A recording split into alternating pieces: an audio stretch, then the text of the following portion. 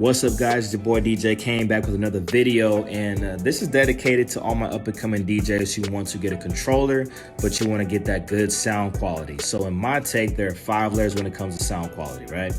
Number 1, it starts with your speakers. I prefer JBL series. You can get the QSCs, which are pretty pricey, but you have to just make sure you pick out something that's good for your price range. Don't get anything too cheap. You want to invest, especially if you want to get into this and start taking it on as a part-time or full-time career. Invest in some good speakers. Guitar Center or any kind of pro electronic store can give you the rundown on the specs of these speakers.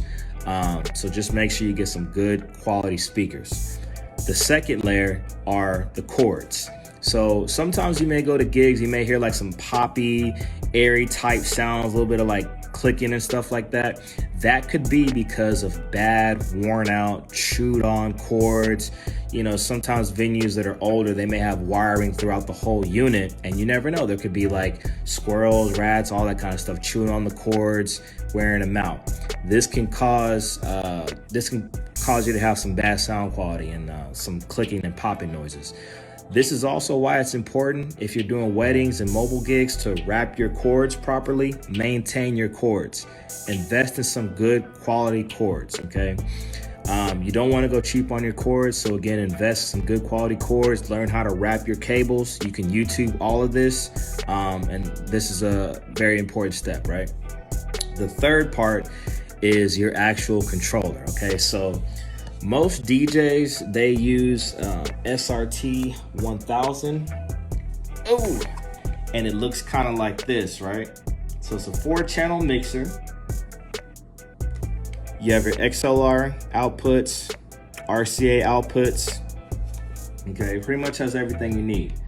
This is gonna run you about $1,300, $1,500 new, right? So pretty pricey. Then you have controllers like this. This is a Rev 5. It's a 2-channel. As you can see, it still has like the 8-button Q points on it. 2-channel mixer. The same outputs, but there's something different about it, okay?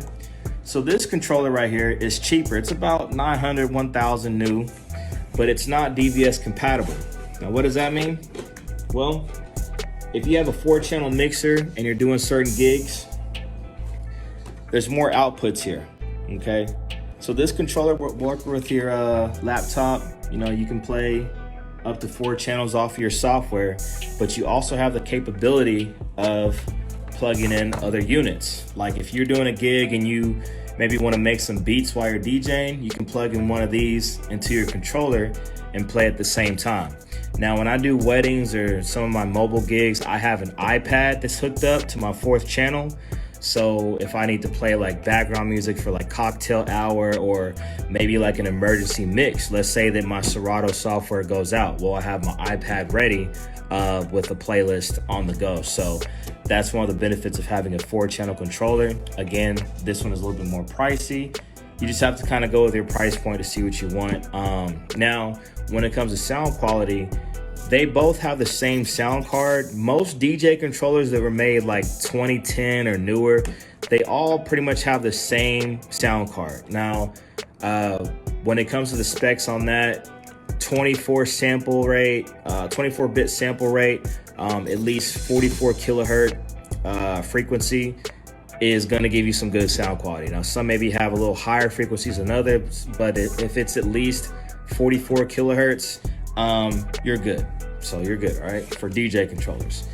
Now, when it comes to price, some controllers may cost $300 and still have 24-bit sample rate, 44 kilohertz. Some cost $2,000 and have the same sample rate. So just kind of judge, like, why would you want to pay more? Okay, so some controllers have more buttons, built-in effects. They have more outputs, more things that allow you to be more creative, and some of them don't. They could be very small and just have the bare minimum, but they can have the same sound quality. So just kind of go with your budget to see what you really want. I prefer that if you really want to get into this, save up your money and just go for, you know, go for what you really want. Save up and go for it, okay? Now the other layer is your laptop, okay?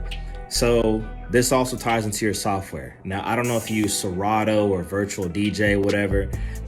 Sometimes the internal settings on there, the DB settings could be a little different. You just want to make sure that you set your settings correctly on there. Again, Serato, Virtual DJ, Record Box, they all have guides on this. So when you're DJing, just make sure you have your settings right.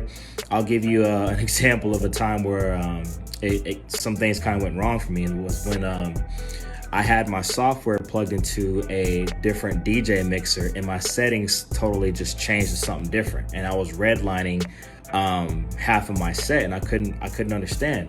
Well, it was because that my settings weren't set properly. Whenever I plugged into a different mixer, it changed up my settings. So this next layer is you want to make sure that when you're using your computer, your software, your settings on your software are good.